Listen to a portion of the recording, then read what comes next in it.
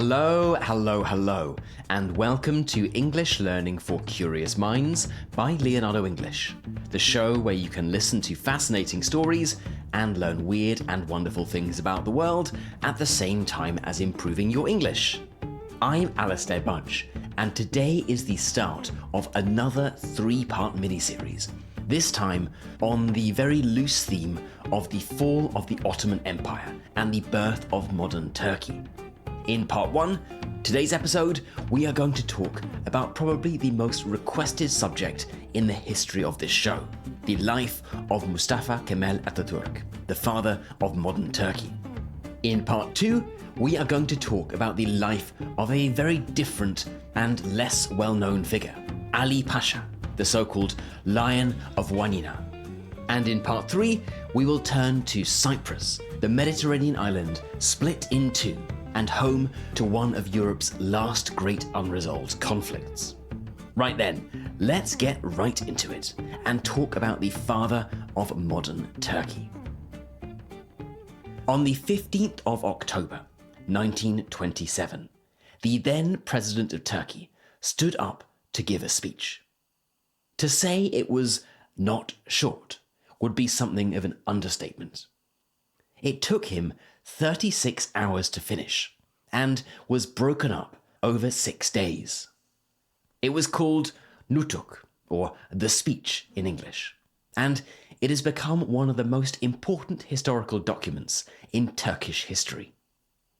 Now, you might think, well, Turkey, or at least the geographical area of Turkey, does have a long and storied history. The Persians, the founding of Constantinople, the Eastern Roman Empire, then the Byzantine Empire, the Ottoman Empire, and so on. There is a lot to get through, so no wonder it took him so long. In fact, he didn't talk about any of this, at least not in any real detail. The history of Turkey, as per this speech, started on the 19th of May, 1919. This is the date when the speaker, Mustafa Kemal Atatürk, landed at the town of Samsun, a port town on the southern side of the Black Sea. The speech went on, and in it, Atatürk presented the situation Turkey found itself in at that time. Or rather, the situation in which the country we now know as Turkey found itself. The modern Republic of Turkey was, at that time, part of the Ottoman Empire, the vast, multi-ethnic empire that had ruled large parts of the Middle East, North Africa, and Southeastern Europe for over 6 centuries. At its peak, in the late 17th century, it ruled over 5.2 million kilometers squared, covering much of modern Greece and the Balkan area, Syria, Iraq, Israel, Lebanon, and North Africa. It was a gigantic territory, greater even than the Roman Empire at its height. For hundreds of years, it had been one of the most powerful empires in the world, feared by European kings and emperors alike.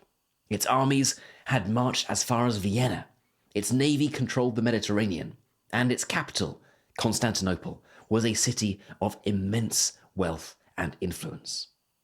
But it had passed its peak, and by the late 19th century, the empire was in deep decline. European diplomats and commentators had been watching its decline for decades and had taken to calling it the sick man of Europe. Now, we'll get into how it eventually collapsed in a minute, but first, it's worth briefly touching on some of the reasons for the decline of the Ottoman Empire, because they help explain the rise of Atatürk. Firstly, as is often the case with great empires, corruption and mismanagement had weakened the empire from within.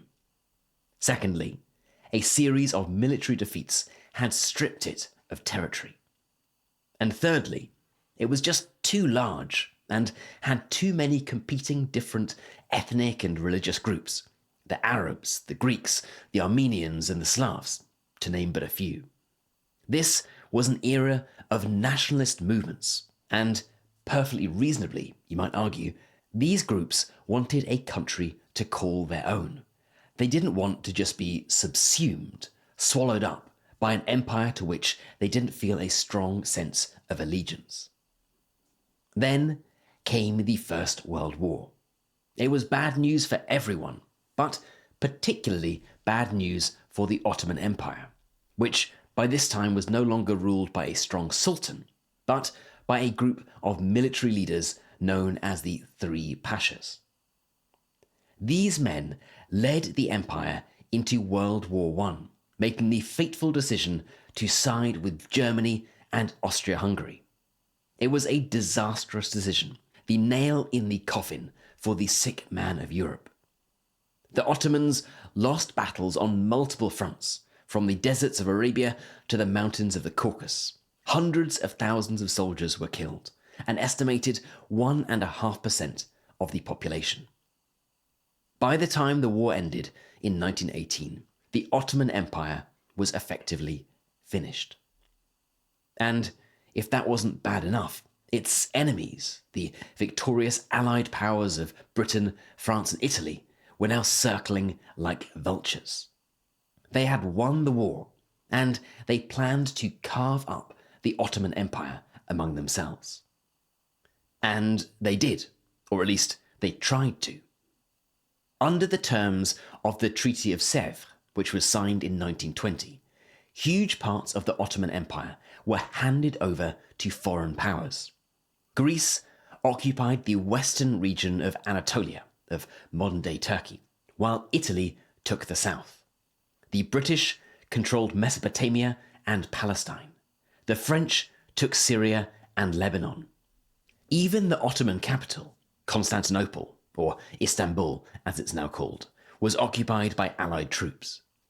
The Ottoman Empire was already seriously down from its peak, having gone from over 5 million kilometers squared to 1.6 million on the eve of the First World War.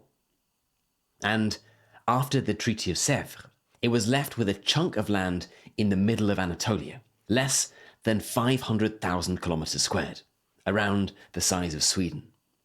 To many, it seemed as though Turkey would soon be reduced to nothing more than a rump state, a tiny, powerless remnant of the once great empire. So, enter stage right, Mustafa Kemal Atatürk. Before we get into exactly what he did, let me tell you a little about his early life, as this also helps you get a taste for quite how multi-ethnic the region was, how over the years its various towns and cities have switched allegiances and even names. I wanted to tell you something really quickly, and that's that if you are enjoying this episode, but you'd like to take it to the next level in terms of the value you can get out of our podcast, we've got a membership which gives you access to more than 250 bonus episodes, as well as interactive transcripts with translations in all major languages. We also make custom definitions. There are typically 50 to 100 for each episode, allowing you to learn words and phrases more naturally. And there are also study packs that come with every single episode, with transcripts, vocabulary lists, vocabulary spotlight sections, and even a quiz. So I'd love for you to check it out. I'll put a link in the description below this video. Atatürk was born in 1881 in the city of Salonika, which at the time was part of the Ottoman Empire, but today is in Greece, and it has a different name, Thessaloniki. Mustafa Kemal Atatürk was not his real name, at least at birth. Both Kemal and Atatürk came after, for reasons we'll get to in a minute. The only name he came into the world with was Mustafa. If this sounds unusual, it wasn't. It was fairly customary in the Ottoman Empire for children not to be given a surname, as they would typically acquire other names, other ways of identifying themselves later on in life. In terms of his parents, he came from a modest background. His father was a customs officer, and his mother was a devout Muslim. His mother reportedly pushed for the young boy to have a religious education, to be schooled in a madras, but he went down a different path. After his father died, when the boy was only 7 years old, he convinced his mother to let him enroll in a military school. And it was there that he got the name Kemal, which means perfection or maturity in Turkish. His maths teacher, so the legend goes, was so impressed by his intelligence and discipline that he gave him this nickname. And it was there, in military school, that he became fascinated with the idea of change. This was at a time when it was patently clear to anyone, from the Sultan to the teenage boy at military school, that the Ottoman Empire was already in deep decline. The empire was losing territory. European powers were dominating world politics. Many young officers, including Mustafa Kemal, started to realize that the Ottoman system was outdated, corrupt, and incapable of modernizing. And it wasn't just a realization that these young men had, but a desire to do something about it. Mustafa Kemal became part of a new generation of military leaders who wanted to reform, reshape, and modernize the country. After graduating, and with plenty of opportunities to hone his military chops, he quickly rose through the ranks. He fought in Libya against the Italians in the Italo-Turkish War of 1911 and 1912. Then, when war broke out in the Balkans, he went there. Everywhere he went, he distinguished himself. He was young, but he was clearly a capable military leader. And then, in 1915, came the moment that would make him famous: Gallipoli. A year into World War I, in a bid to defeat the Ottoman Empire, seize control of the Dardanelles Straits, and open up a vital supply route to Russia, British and French forces launched an ambitious naval and land invasion. Their target was Gallipoli in the eastern Mediterranean, which was guarded by the poorly equipped and underprepared Ottoman army. Strategically, this mission made a lot of sense, and the British and French forces, two of the strongest military forces in the world, anticipated moving through the peninsula with minimal resistance. They grossly misjudged their opponents. After 8 months of bloody fighting, with an estimated 250,000 casualties on each side, the French and the British troops retreated. Against all odds, the Ottomans won. And Mustafa Kemal, then only 34 years old, was one of the key commanders of this historic victory. It was during this battle that he gave one of his most famous orders to his men, an order that would go down in history as defining his character. "I do not order you to attack," he said. "I order you to die." But while Gallipoli made him a hero and provided plenty of sound bites to use later, it did not change the fate of the Ottoman Empire. The empire was still on the losing side of the war, and by 1918 it was collapsing. The Sultan was powerless. Allied forces occupied Istanbul, and the country that had once been feared and respected was on the chopping board, ready to be devoured by foreign enemies and powerless to do anything about it. Now, it makes for a much better story to say that there was only one man who stood against all of this, and were it not for Mustafa Kemal, Turkey would not exist. The reality seems to be that there were many other decorated generals and military leaders who were keen to stand up to the foreign powers, and had it not been Mustafa Kemal, it would most likely have been someone else. But history is full of what-ifs, and in the case of Turkey, it was not another general, but Mustafa Kemal that would change the course of history. So, we are now at the starting point of Nutuk, the date at which Mustafa Kemal Atatürk begins the story of the Republic of Turkey. In May 1919, he boarded a ship and set sail for the northern coast of Anatolia, to the Black Sea port of Samsun. When Mustafa Kemal arrived in Samsun on the 19th of May 1919, he was still, officially at least, an officer in the Ottoman army. But, in reality, he had already begun to set himself on a very different path. He had been sent to Samsun by the Sultan's government under the pretext of restoring order in Anatolia, but he had no intention of following orders from Central Command back in Istanbul. Instead, he was about to launch what would become the Turkish War of Independence. Now, this war went on for 4 years, and it warrants much more than just a passing mention in an episode. But, in short, the Greeks, the French, the British, and the Armenians were all pushing into Anatolia from different directions. The Ottoman government and the Ottoman ruler, the Sultan, were doing little to intervene. To many, it seemed as though the country was finished. The Ottoman Empire had just lost a world war. The Allies were in control. And there in the middle was a fledgling Turkish nationalist movement, led by a quite popular but not universally known general. How could a group of rebels with limited weapons and no international support stand a fighting chance? To cut a long story short, over the next 3 years, Mustafa Kemal turned a fragmented resistance into a disciplined army.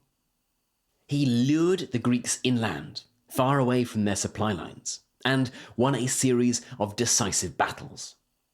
Now, you've heard that he went to military school and had spent practically his entire life in the army, but it's hard to overstate quite how capable a military leader he was.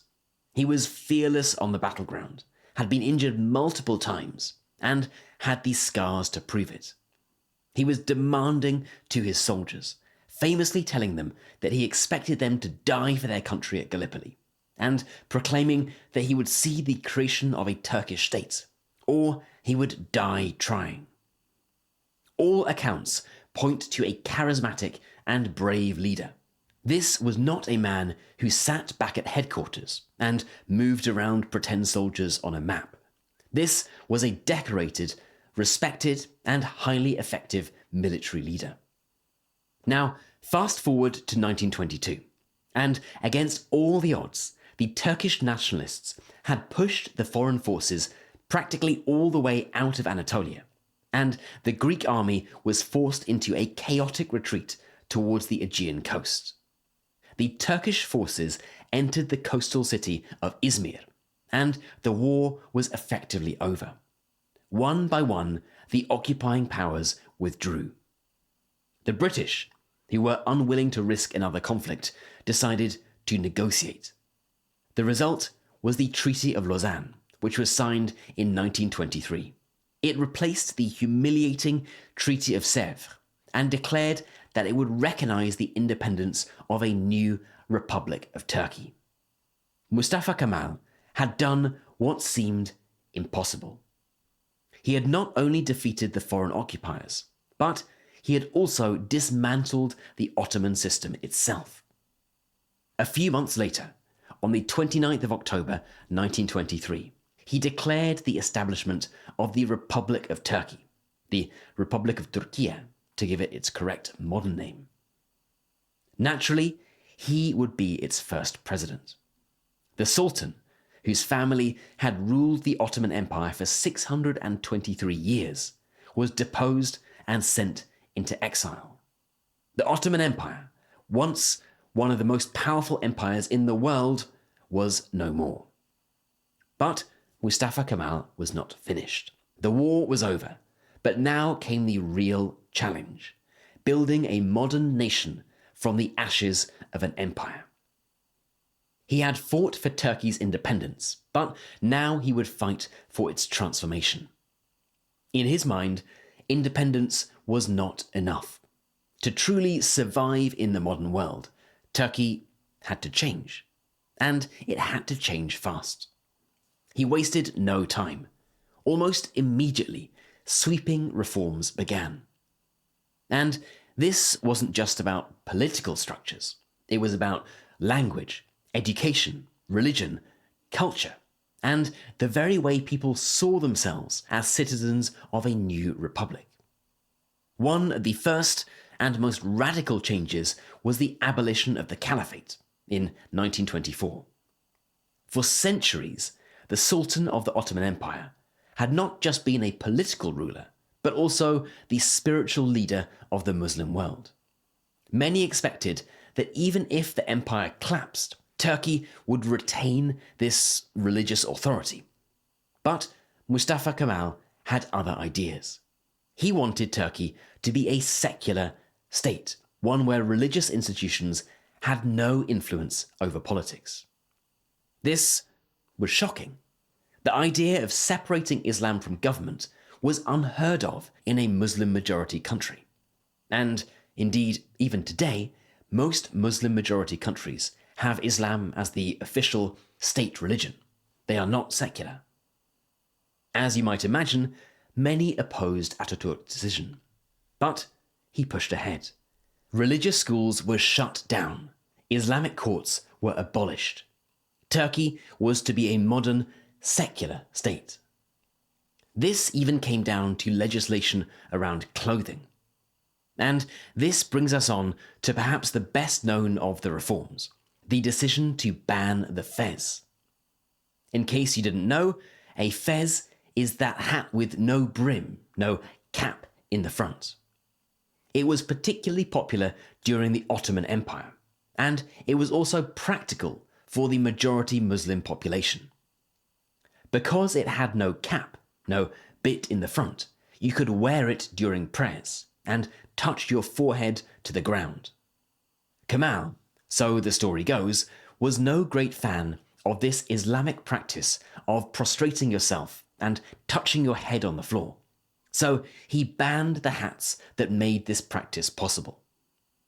Instead, Turkish men were ordered to adopt European-style hats, which would help create a modern, Western-style identity for Turkey and provide a clear break with the past.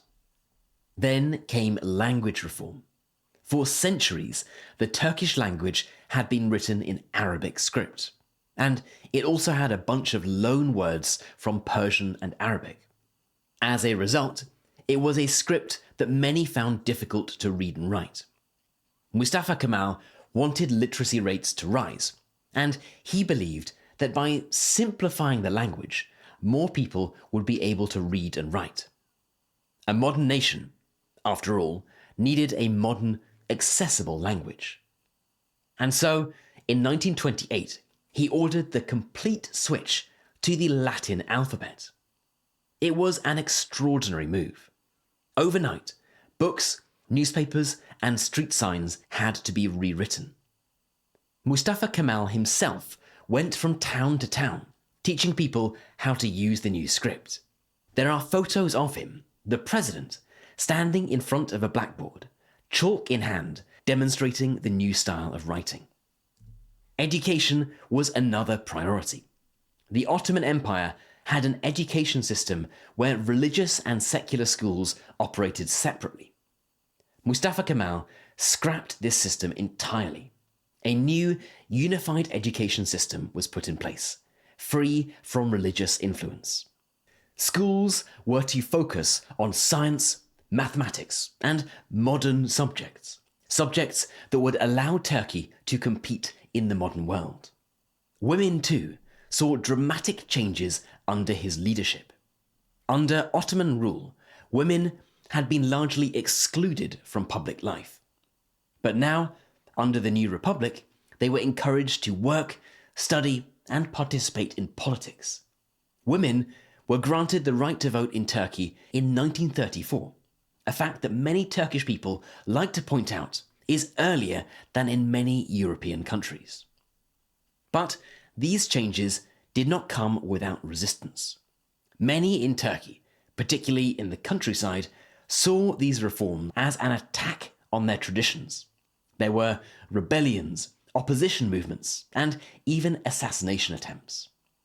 But Mustafa Kemal was ruthless in his determination. He cracked down on dissent, exiling or imprisoning those who opposed his vision. He believed there was no room for delay, no time for debate. Turkey had to modernize, and it had to do it quickly. Now, there are those who criticized and still criticize his methods, but it is hard to argue about his effectiveness as the primary architect of the Turkey that exists today. By the time he died in 1938, the country he left behind was unrecognizable from the Ottoman state he had been born into. Turkey was a republic, not a sultanate. It had a secular government, a modern legal system, a new language, and an education system modelled on Western ideals. He was given the surname Atatürk in 1934, meaning Father of the Turks. This was, in fact, the same year he introduced a law requiring all Turkish citizens to adopt a surname. Until then, as you heard about at the start of the episode, most people used only a first name and a title, or patronymic, a name that signalled who their father was. But now, for the first time, every Turk was required to choose a family name. His given surname was, of course, Atatürk, meaning Father of the Turks. Every year, at exactly 9:05 a.m., on the 10th of November, the exact time Atatürk died, the entire country of Turkey stops what it is doing to observe a minute's silence.